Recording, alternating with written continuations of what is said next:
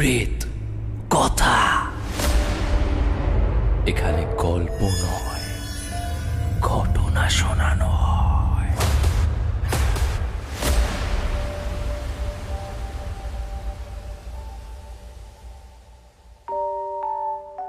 শুনছেন প্রেত কথা 385 নম্বর এপিসোড। আমি গৌরব আছি আপনাদের সঙ্গে, সাউন্ডের সৌম্যদীপ গ্রাফিক্সে অনিকেত।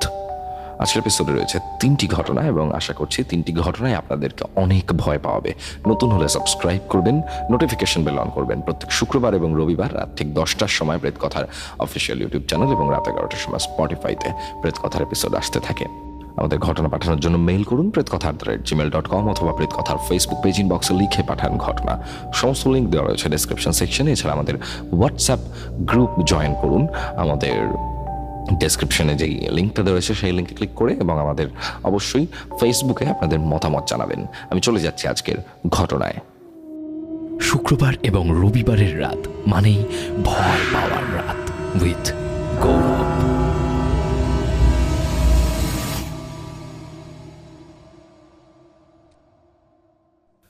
ঘটনা পাঠিয়েছেন শ্রুতি, যেভাবে লিখে পাঠিয়েছেন ঠিক সেভাবেই পড়ে শোনাচ্ছি।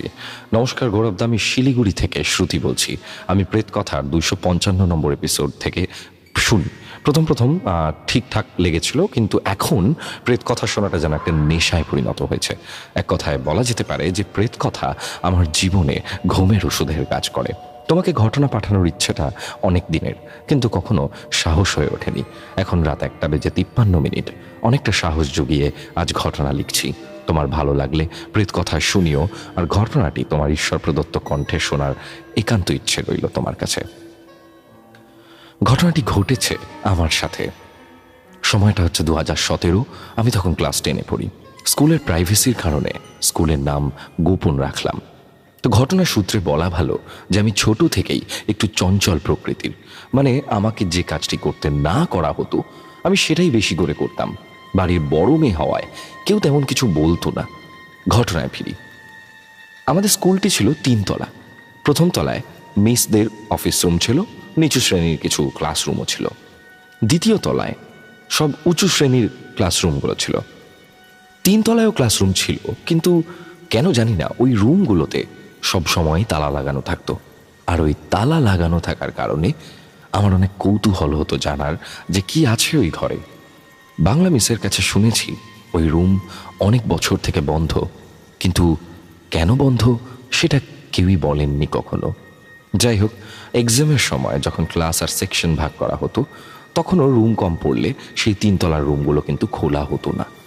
মাধ্যমিক পরীক্ষার আগে একদিন এক্সামের জন্য স্পেসিমেন কপি বার করার জন্য ওই 3 তলার রুমগুলো খোলা হয়েছিল, এবং কেন জানি না সেদিন খুব কৌতূহল হচ্ছিল ওই রুমগুলো দেখার। তো আমি আমার বেস্ট ফ্রেন্ড এবং আরও 2জন বান্ধবী মিলে প্রথম পিরিয়ড করেই লুকিয়ে 3 তলায় যাই। বলা ভালো আমাদের স্টুডেন্টদের 3 তলায় যাওয়া বারণ ছিল, কিন্তু এই যে বললাম চঞ্চল ছিলাম, তাই যা করতে না করা হতো সেটাই বেশি করে করতাম। ও, ঘটনার সুবিধার্থে বলা ভালো যে আমাদের স্কুলটি কিন্তু ছিল একটি গার্লস স্কুল। ঘটনায় ফিরছি। 3 তলায় উঠে আমার প্রথমেই চোখে পড়ে একদম শেষের কোণার একটি রুম। এতগুলো রুমের মধ্যে ওই রুমটাই আমার কেন চোখে পড়লো আমি জানি না। ওই রুমটা যেন আমাকে ডাকছে। ওই রুমটা যেন এক অদ্ভুত অদৃশ্য মায়ায় বাঁধানো। আমি আর আমার বান্ধবীরা রুমটায় ঢুকলাম। ঢুকতেই একটা অস্বাভাবিক বিচ্ছিরি গন্ধ নাকে এলো। ভাবলাম যে এতদিন হয়তো বন্ধ ছিল তাই এরকম গন্ধ হচ্ছে, এবং দিস ইজ ভেরি নর্মাল। গন্ধটা এড়িয়ে আমরা রুমটা ভালো মতো দেখছিলাম। সবাই খুব কৌতূহলী চোখ নিয়েই কিন্তু রুমটা দেখছিলাম। যে রুম সারা বছর বন্ধ থাকে সেই রুম যদি একদিন খোলা হয় তাহলে সেই রুম দেখার যে কৌতূহল সেটা সব সময় বেশি হবে, এবং আমরা সকলেই হালকা হালকা সন্দেহের চোখেই কিন্তু রুমটাকে দেখছিলাম, একটু ভয়ে ভয়ে রুমটাকে দেখছিলাম। এবং নিজেদের বন্ধুদের মধ্যেই আমরা একটা কৃত্রিম ভয় যেন নিজেরাই তৈরি করে নিচ্ছিলাম যে রুম বন্ধ ছিল মানে নিশ্চয়ই এখানে কিছু আছে। তো রুম দেখে বুঝলাম যে পুরো স্কুলের মধ্যে এই রুমটা সব থেকে বড় রুম। রুমটার হাফ জায়গায় হাই বেঞ্চ, লো বেঞ্চ, আর হাফ জায়গায় লাইব্রেরি। তো আমি আর আমার বেস্ট ফ্রেন্ড লাইব্রেরিটার দিকে যাই, এবং তখনই কিছু একটা পড়ার আওয়াজ হয় এবং আমার বান্ধবীরা ভয় পালিয়ে যায়। আমি সেটা বুঝতেই পারিনি। আমি নিজের মতন বইগুলো দেখছিলাম ঘুরে ঘুরে। মিনিট কয়েক পর যখন আমি আমার বেস্ট ফ্রেন্ডকে ডাকি, দেখি কোনো সারা শব্দ আসছে না। আমি পিছন ঘুরে তাকিয়ে দেখি ওরা কেউ নেই। আমি ভাবলাম ওরা হয়তো আমায় ভয় দেখানোর জন্য লুকিয়েছে। একটু ডান পিটে ছিলাম, তাই ভয় ডর কম ছিল। তো আমি আমার বান্ধবীকে ডাকতে ডাকতে লাইব্রেরির অন্য সাইডে যাই ওদের খুঁজতে। ঠিক তখনই আবার কিছু একটা পড়ার আওয়াজ পাই লাইব্রেরির শেষের দিকের একটি কোণায়। আমি ভাবলাম ওরা হয়তো ওখানেই লুকিয়ে আছে। আমিও দৌড়ে সেদিকে যেতে লাগলাম। গিয়ে যা দেখলাম তা আমি স্বপ্নেও ভাবতে পারি না, কখনো ভাবতে চাইও না। দেখি একটি মেয়ে যার মুখ চুলে ঢাকা এবং সে স্কুলের চুড়িদার পরে আছে, আর সেই চুড়িদারের ওড়না দিয়ে তার গলায় ফাঁস লাগানো লাইব্রেরির একটি ফ্যানে, এবং মেয়েটি যে টুলটার উপর দাঁড়িয়ে ফাঁস লাগিয়েছে সেটাই নিয়ে পড়েছে, আর আমি ওই টুলটা পড়ারই শব্দ পেয়েছিলাম। এই দৃশ্য দেখার পর আমার চোখ অন্ধকার হয়ে আসে। তারপর আমার আর কিচ্ছু মনে নেই। চোখ খুলে দেখি আমি হেডমিস্ট্রেসের অফিসে শুয়ে আছে এবং আমার মা আর বাবা আমায় ধরে বসে আছে। বুঝলাম রুলস ব্রেক করায় আমার গার্জিয়ান কল করা হয়েছে। ঘটনাটা এখানে শেষ হলে পারত, কিন্তু না, এখান থেকে শুরু আসল ঘটনা। আমি সেদিন রাত থেকে রোজ একই স্বপ্ন দেখা শুরু করি, আর রোজ চিৎকার করে উঠতাম ঘুম থেকে। তার পরদিন থেকে আমার প্রচণ্ড জ্বর। আমি খাওয়া দাওয়া ছেড়ে দিয়েছিলাম। একদিন সন্ধ্যায় মা দোকানে গিয়েছিল, আমি বাড়িতে একা ছিলাম। সেই সময় নাকি আমি গলায় ফাঁস লাগিয়েছিলাম। তখনই বাবা অফিস থেকে আসায় বাবা তাড়াতাড়ি কাঁদতে কাঁদতে আমাকে নামায়। ঠাকুরের আশীর্বাদে আমার মায়ের পুণ্যের কারণে হয়তো আমি সেদিন বেঁচে গেছিলাম। কিন্তু যখন আমার হুঁশ আসে তখন আমার মনেই পড়ছিল না যে আমি কেন এমন করলাম। তারপর মা আমাকে এক দিদার কাছে নিয়ে যায়, আর ওনার দেওয়া জল পড়া খেয়ে আমার জ্বর কমে। আমি একটু সুস্থ বোধ করি। পরদিন থেকে আবার স্কুল যাওয়া শুরু করি। তখন আমার বান্ধবীরা আমাকে বলে সেদিন ওরা কিছু একটা পড়ার আওয়াজে ভয় পালিয়ে আসে। ওরা ভেবেছিল যে আমিও ওদের সাথেই আছি, কিন্তু যখন ওরা রুমে গেছে তখন দেখে আমি নেই। তখন ওরা উইলফেয়ারকে গিয়ে সব কিছু বলে এবং ওদের অনেক বকাবকি করে। তারপর উইলফেয়ারকে নিয়ে ওরা যখন রুমে যায়, ওরা দেখে আমি অজ্ঞান অবস্থায় পড়ে আছি। তারপর আমার বাবা মাকে ফোন করেন হেডমিস্ট্রেস। এটি শোনার পর আমি ভাবতে থাকি, তাহলে সেদিন আমি কি দেখলাম, আর কেনই বা দেখলাম? সেদিন দুপুরে টিফিন টাইমের পর আমাকে নাকি খুঁজে পাওয়া যাচ্ছিল না। তারপর আমার বান্ধবীরা আমাকে সেই 3 তলার রুমের সামনে অজ্ঞান অবস্থায় পায়। তারপর আবার আমার মা বাবাকে স্কুলে ডাকা হয়। অদ্ভুত ব্যাপার হলো, আমি জানিই না আমি কখন সেখানে গেছি। তারপর বাড়িতে গিয়ে আমি মা আর বাবাকে সব কথা বলি, সেদিনের কথা এবং রোজ রাতে আমি যে স্বপ্ন দেখি সেটাও। তারপর সব শুনে আমাকে মা বাবা একজন বড় তান্ত্রিকের কাছে নিয়ে যায়, এবং অবাক করা বিষয় হলো তান্ত্রিককে কিছু বলার আগেই উনি সব বলে দিলেন, যেন ওনার চোখের সামনেই সব ঘটেছে। তখন মা আর বাবা জানতে চাইলেন যে কেন আমার সাথে এমন হচ্ছে। তখন তান্ত্রিক যা বললেন তা অনেকটা এরকম যে 5 বছর আগে মাধ্যমিকের রেজাল্ট বেরোনোর পর একটি মেয়ে ফেল করেন, এবং সেই মেয়েটি সেটি মেনে নিতে না পেরে রুমটায় গলায় ফাঁস লাগিয়ে সুইসাইড করে, এবং সে তার চুড়িদারের ওড়না দিয়ে ফাঁস লাগিয়েছিল। এই ঘটনার পর অনেকেই নাকি ওই রুমে মেয়েটিকে দেখেছে। তারপর থেকে ওই রুম এবং উপরতলা বন্ধ করে দেওয়া হয়। আমি সেই রুমে যাওয়ায় আমার রাশি হালকা হওয়ায় সে মেয়েটির আত্মা আমায় বশে করে নেয় বা আমার উপর নজর লেগে যায়। তাই আমি এসব করছিলাম। এরপর তান্ত্রিকটি আমায় একটি তাবিজ দেয় এবং জল পড়া দেয়। গৌরবদা তাবিজটি আমি এখনও পড়ি ঠাকুরের ইচ্ছায়, এবং পরবর্তীকালে কোনো প্রবলেম হয়নি। আর মাধ্যমিকের পর আমি স্কুলটা ছেড়ে দিই। এই ছিল আমার সাথে ঘটে যাওয়া ঘটনা। ভালো লাগলে পড়ে শুনিও। অনেক বড় হয়ে গেল হয়তো, তার জন্য ক্ষমা প্রার্থী। প্রথমবার লিখছি, ভুল হলে একটু গুছিয়ে নিও। আরও অনেক ঘটনা আছে, অনুপ্রেরণা পেলে আরও পাঠাবো। আশা করি এইভাবেই এগিয়ে যাবে আমাদের প্রিয় প্রেতকথা পরিবার। শুক্রবার এবং রবিবারের রাত মানেই ভয় পাওয়ার রাত উইথ গৌরব।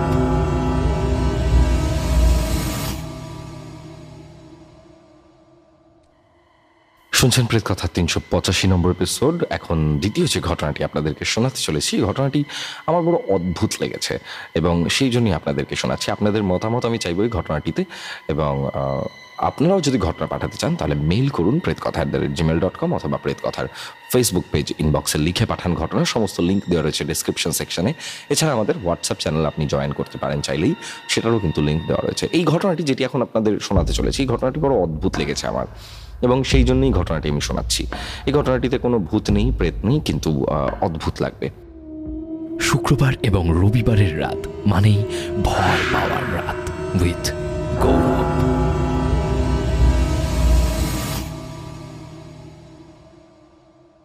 হ্যালো দাদা, আমি শ্রীরামপুর থেকে সিদ্ধার্থ সাহা বলছি। কেমন আছো তুমি?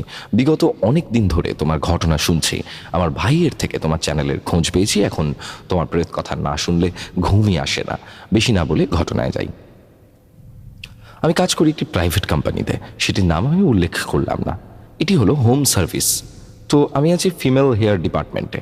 আমার একদিন একটা বুকিং আসে, তো সময় মতো আমি সেই ক্লায়েন্টের বাড়ি পৌঁছে যাই এবং আমি সেই ক্লায়েন্টের বাড়িতে পৌঁছে দেখি একজন ভদ্রমহিলার ফটো এবং সেই ফটোটা একটা মালা ঝুলছে এবং খুব নর্মাল, মানে আমাদের মতো পরিবারে হয়তো কেউ মারা গেছেন, সেখানে মালা ঝুলছে। এবার কেন এই মালা ঝোলার কথাটা বলছি, সেটা এই ঘটনাটা অ্যাকচুয়ালি এই ব্যাপারটাকে নিয়েই। তো দেখি একটা ছবিতে মালা ঝুলছে এবং আমি বুঝলাম যে হয়তো যিনি বুকিং করেছেন ক্লায়েন্ট, তার মা। ছবি দেখে তো অন্ততপক্ষে তাই মনে হচ্ছে। আমি তাকে সার্ভিস দিলাম। তখন উনি আমাকে বললেন যে সে একবার তার মাকে দেখিয়ে আসবে, যে কেমন লাগছে তাকে। আমি শুনে একটু অবাক হলাম। মা? মনে মনে ভাবলাম যে ও তাহলে হয়তো এটা ওনার মা নন, মানে যার ফটোতে মালা দেওয়া সেটি ওনার মা নন। আমি হয়তো ভুল ভেবেছি, উনি অন্য কেউ হবেন হয়তো। তো উনি ওনার ঘরে গেলেন। ওখানে গিয়ে ওনার বাবাও ছিলেন, মানে ওনার বাবা ওনার সাথে ওনার ঘরে গেলেন এবং ঘরে যাওয়ার পর ওনারা দুজনই কারোর সাথে একটা কথা বলছিল, কিন্তু অপর প্রান্ত থেকে কোনো উত্তর বা শব্দ আসছিল না। ওনার ঘরে উনি আর ওনার বাবা দুজনেই কাউকে কিছু জিজ্ঞাসা করছিলেন, কোনো অদৃশ্য কাউকে। তিনি কোনো রিপ্লাই করছিলেন না, কিন্তু দুজনে প্রশ্ন করে যাচ্ছিলেন পরপর। তো আমার খুব অবাক লাগলো যে কি হলো, যিনি উত্তর দিচ্ছেন তার কোনো গলার আওয়াজ নেই কেন। তো আমি পাত্তা দিলাম না বেশি, আমি সার্ভিস শেষ করে আমি চলে গেলাম। আমি ভাবলাম হয়তো ওটা ওনার মা নয়। মানে এই ঘটনাটাকে নিয়ে আমি আর বেশি ভাবিনি, তবে আমার একটু ক্রিপি লেগেছে এই জায়গাটাই যে ওরা কার সাথে কথা বলছিল। তো ঘটনাটি এখানে শেষ হলে পারতো, কিন্তু হয়নি। উনি আমাকে আবার একবার বুক করলেন এবং এই জায়গাটা মন দিয়ে শোনো, এই জায়গাটা বড় অদ্ভুত লাগবে, মানে আমার নিজের খুব অদ্ভুত লেগেছে এই ঘটনাটা যখন আমি পড়ছিলাম এবং ঘটনাটা যখন আমি এখন রিড করছি। আমার বড় অদ্ভুত লেগেছে যে উনি বলছেন যে উনি আমাকে আবার বুক করলেন এবং বুক করার পর আমি তো তখন ওনাকে চুল সম্বন্ধে ভালো কিছু একটা সাজেস্ট করি। তো উনি তখন বলেন যে ওনার মা তাকে এমন কিছু করতে না করেছেন। তো আমি বললাম যে হচ্ছে আচ্ছা ঠিক আছে, তাহলে করার দরকার নেই। তো উনি সেই সময় ফোনটা বের করেছেন এবং ওনার ফোনের ওয়ালপেপারে দেখি যে একজন মহিলা এবং একজন মহিলা ওনার সাথেই ছবি আর কি ওয়ালপেপারে। তো আমি জিজ্ঞাসা করলাম যে ইনি কে? তো উনি আমাকে বললেন যে ইনি আমার মা। তো আমি তখন দেখলাম মানে দেয়ালে যে ছবিটা টাঙানো রয়েছে, এই ছবি এবং ওয়ালপেপারের ছবি কিন্তু সেম। দেয়ালে যে ছবিটা টাঙানো রয়েছে সেই ছবিতে একটা মালা দেওয়া রয়েছে। তো আমি বললাম যে আচ্ছা। তারপর কথায় কথায় আমি বললাম যে কি হয়েছিল আন্টির? তখন ওই ভদ্রমহিলা আমাকে বললেন যে মা 10 দিন হলো মারা গেছেন। আমি আকাশ থেকে পড়লাম। আমি এই বাড়িতে এসেছিলাম 10 দিনেরও আগে, প্রায় 20 দিন কি 1 মাস আগে। যদি 20 দিন আগে বা 1 মাস আগে আমি এই বাড়িতে এসে থাকি, তাহলে ওই ছবিটাতে মালা কেন ঝুলছিল? যদি মা 10 দিন আগেই মারা গিয়ে থাকেন, তাহলে ওই ছবিতে মালা ঝোলার তো কথা নয়, এক। এবং এই বাড়িটা দেখে কেন কিছু বোঝা যাচ্ছে না যে এই বাড়িতে কেউ মারা গেছেন।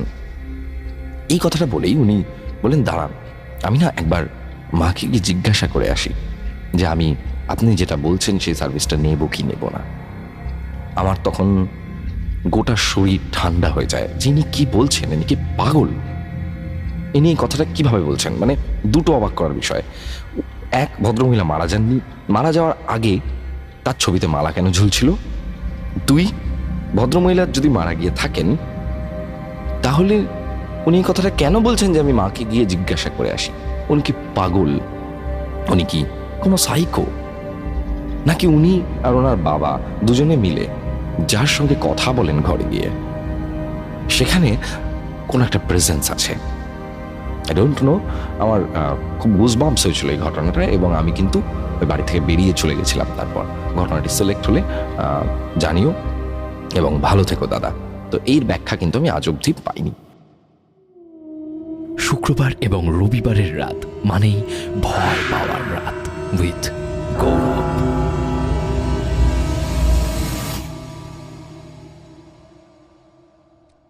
আপনারাই বলুন, আপনাদের কি মনে হলো? এই ঘটনার ব্যাখ্যা আপনারা কিভাবে দেবেন? আমার বড় অদ্ভুত লেগেছে, বড্ড কৃপি লেগেছে এই ঘটনাটি। আমার মনে হয় উনি সাইকো হতে পারেন, আমার মনে হয় উনি কোনোভাবে ট্রমাটিক।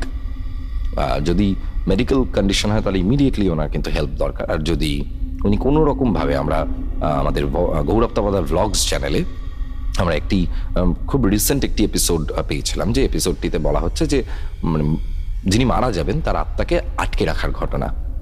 তো এরকম যদি কোনো কেস হয়ে থাকে তাহলে সেটাও হতে পারে। আপনারা ওই ঘটনাটি শুনলেও হয়তো কিছুটা রিলেট করতে পারবেন। আশা করছি আপনাদের ভালো লেগেছে এই ঘটনাটি। কোয়ালিটির ঘটনা, খুবই কোয়ালিটির ঘটনা, মানে আমার খুব ভালো লেগেছে এই ঘটনাটি। আমি বিভিন্ন জায়গায় বলবো হয়তো, মানে আমি প্রেত কথায় বেশ কিছু ঘটনা এমন আসে যে ঘটনাগুলি আমি, মানে আমাকে যখনই কেউ বলে একটা ভূতের ঘটনা শোনাও, আমি তখন প্রেত কথার কিছু কিছু ঘটনা বলি, তার মধ্যে এই ঘটনাটি একটি স্থান নিল আর কি। আমি চলে যাবো আজকের আমাদের পরবর্তী এবং শেষ ঘটনায়। শুক্রবার এবং রবিবারের রাত মানেই ভয় পাওয়ার রাত উইথ গৌরব।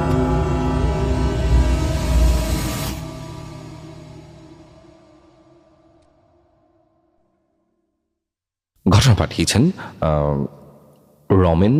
উনি লিখছেন যে, হাই গৌরবদা, কেমন আছো? আমি আমার বোন এবং আমার পিসি প্রেত কথার অনেক বড় ভক্ত। তোমার গলায় ঘটনা না শুনলে আমাদের দিনটা যেন অসম্পূর্ণ থেকে যায়। অনেক দিন ধরে তোমায় ঘটনা পাঠাবো ভাবছি, কিন্তু তোমার ভালো লাগবে কিনা সেটা ভেবে আর পাঠাইনি। আজ মনের সাহস নিয়ে পাঠালাম, ভালো লাগলে পড়ে শুনিও। যাই হোক, আমি রিয়া। আমি রিয়া, আমি সেকেন্ড ইয়ারের স্টুডেন্ট, কলকাতার কোনো এক জায়গা থেকে লিখছি। ব্যক্তিগত কারণে নিজের ডিটেলস এবং নিজের পদবি গোপন রাখলাম। তো রিয়া যে ঘটনাটি পাঠিয়েছে, এই ঘটনাটি একটু মন দিয়ে শোনো। মন দিয়ে শুনলে বুঝতে পারবে যে এই ঘটনাটিতে কিন্তু এমন কিছু এন্টিটিজের কথা বলা হচ্ছে যারা, আমরা সবসময় তো ভাবি যে খারাপ খারাপ ভূত প্রেত এগুলো খুব খারাপ করবে আমাদের, কিন্তু সবসময় তাও না হতে পারে। মন দিয়ে শোনো ঘটনাটা। বলছে যে বোঝার সুবিধার জন্য কথাগুলো আগে বলছি। দাদা, আমি আর আমার পরিবার আগের বছর মানে 2023 সালে 7 মাসের মধ্যে খুব আপন 3 জন মানুষকে হারিয়ে ফেলি। তারা হলেন আমার দিদা, আমার ঠাকুমা এবং আমার দাদু। মৃত্যু যে প্রকৃতির নিয়ম তা আমরা মেনে নিয়েছিলাম, কিন্তু মৃত্যুর পর কোনো মানুষ যে কোনোভাবে উপকার করতে পারে তা আমার সাথে না হলে জানতেই পারতাম না।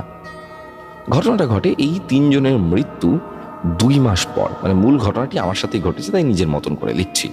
আমি বিগত 3-4 বছর ধরে ব্যথা বেদনায় ভুগছিলাম। কখনো হাতে, কখনো পায়ে, কখনো পিঠে ব্যথা লেগেই থাকতো। অনেক ডাক্তার দেখিয়েছি, কিছুতেই কিছু হচ্ছিল না। তো এরকমই একদিন সন্ধে থেকে আমার পিঠে প্রচণ্ড যন্ত্রণা শুরু হয়। তো আমি ভাবলাম যে আমার তো এমন মাঝে মধ্যেই হয়, গুরুত্ব দিই না, কাউকে বলিও না, এবং এই ব্যথার সাথে আমি হ্যাবিচুয়েটেড হয়ে গেছিলাম। কিন্তু এই ব্যথাটা বেশ ভালো, মানে বেশ গুরুতর ব্যথা হয়। রাত্রিবেলা খাওয়া দাওয়া করি, খেয়ে দিয়ে আমি শুয়ে পড়ি। আমি আর আমার বোন একটা রুমে থাকতাম। তো শুয়ে পড়ার কিছুক্ষণ পর হঠাৎ করে আমার পিঠের ব্যথাটা খুব বেড়ে যায় এবং আমি কিছুতেই স্থির হয়ে শুয়ে থাকতে পারছি না। প্রচণ্ড অস্থির লাগছে, একবার এপাশ করছি, একবার ওপাশ করছি, উঠছি, জল খাচ্ছি, আবার শুচ্ছি। তো এমন করে কতক্ষণ কেটে গেছে আমি জানি না। হঠাৎ করে আমার চোখটা একটু লেগে আসে এবং আমি একটা স্বপ্ন দেখি। স্বপ্নটা এমন ছিল যে আমি দেখছি আমি শুয়ে আছি, কিন্তু আমি এবং আমার বোন যে ঘরে ঘুমোই সেই ঘরে না, বাবা মার ঘরে শুয়ে আছি, এবং বোনও আমার সাথে বাবা মার ঘরেই শুয়ে আছে, এটা স্বপ্নে। এবং আমার প্রচণ্ড ব্যথা অনুভব হচ্ছে, মানে আমি ছটফট করছি বলতে গেলে। এমন সময় আমি দেখছি যে আমার ঠাকুমা, যিনি কিনা 3-4 মাস আগে মারা গেছেন, তিনি আমার পায়ের সামনে বসে অদ্ভুত একটা গম্ভীর চেহারা নিয়ে আমার দিকে তাকিয়ে আছেন। আমি এটা স্বপ্নে দেখছি।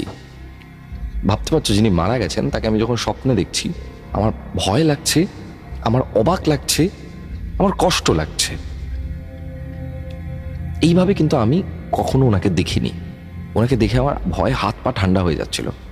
অনেক কষ্টে নিজেকে সামলে আমি ঠাকুমাকে বলতে থাকি যে আমার খুব কষ্ট হচ্ছে, আমি আর ব্যথা সহ্য করতে পারছি না। তো আমি দেখছি উনি আমায় একটা প্রেসক্রিপশনের মতো কিছু একটা দেখানোর জন্য ওনার কাছে ডাকছে হাত নেড়ে। মুখে কিন্তু তিনি কোনো কথা বলছেন না। আমি উঠে আমি ওনার কাছে যাই। উনি আমাকে একটা ওষুধের নাম দেখান এবং ওটা খাওয়ার কথা বোঝাতে চান। এবং যখনই উনি আমায় খাওয়ার কথা বোঝাতে চাইছেন, সঙ্গে সঙ্গে আমার ঘুমটা ভেঙে যায় আর আমি অনুভব করি আমার পিঠের ব্যথাটা যেন আর নেই। একটু অবাক হলেও এতটা টায়ার্ড হয়ে গেছিলাম তখন যন্ত্রণার কারণে যে ওটা নিয়ে আর কিছু ভাবিনি। কিন্তু যখন আমি ঘুমোবো বলে বোনের দিকে ঘুরি, আমি লক্ষ্য করি ও ঘুমোচ্ছে কিন্তু ওর মুখে ভয়ের ছাপ, মানে ও কিছুতে ভয় পেয়েছে। আমি তখন আর কিচ্ছু না বলে ওকে জড়িয়ে ধরি এবং জড়িয়ে ধরে শুয়ে পড়ি। পরের দিন সকালে আমি যখন বাড়ির সবাইকে বলি যে আমি এমন কিছু একটা দেখেছি, তখন আমার বোন বলে রাতে হালকা তন্দ্রার মধ্যে ও দেখে আমি শুয়ে আছি আমার জায়গায় বিছানার ধারে, আর আমার বিছানার পাশে 3 জন অবয়ব দাঁড়িয়ে আছে। সামনে যিনি দাঁড়িয়ে তিনি অবিকল আমার ঠাকুমার মতো করে দাঁড়িয়ে, এবং তার পেছনে আরো 2 জন যেন একভাবে আমার দিকে তাকিয়ে আছে। এই ঘটনা দুটি, মানে আমি যেটি স্বপ্নে দেখেছি এবং বোন যেটি দেখেছে, মানে বোন তো রিয়েল লাইফে দেখেছে, সেটা কিন্তু একই সময়। এবং আমরা জানি না আমরা কি দেখেছিলাম সেদিন, কিন্তু কেউ বিশ্বাস করবে কিনা জানি না যে তারপর থেকে কিন্তু আমার পিঠের ব্যথা পুরো সেরে যায়। সেদিনের পর থেকে ব্যথাটা যেন উবে যায়। বাড়িতে জানানোর পর সবাই এটাই বলে হয়তো আমার দাদু দিদা আর আমার ঠাকুমা আমায় দেখতে এসেছিল, আমি কষ্ট পাচ্ছিলাম বলে, তাই ওরা আমায় কষ্টটা কম করে দিয়ে চলে গেল। এমন আরও অনেক কিছু হয়েছে আমার সাথে। যদি এই ঘটনাটি সিলেক্ট হয় তাহলে আরও পাঠাবো। তুমি আর আমাদের প্রিয় প্রেত কথা খুব ভালো থাকুক। ঘটনা ভালো লাগলে পড়ে শুনিও। ইতি রিয়া। শুক্রবার এবং রবিবারের রাত মানেই ভয় পাওয়ার রাত উইথ গৌরব।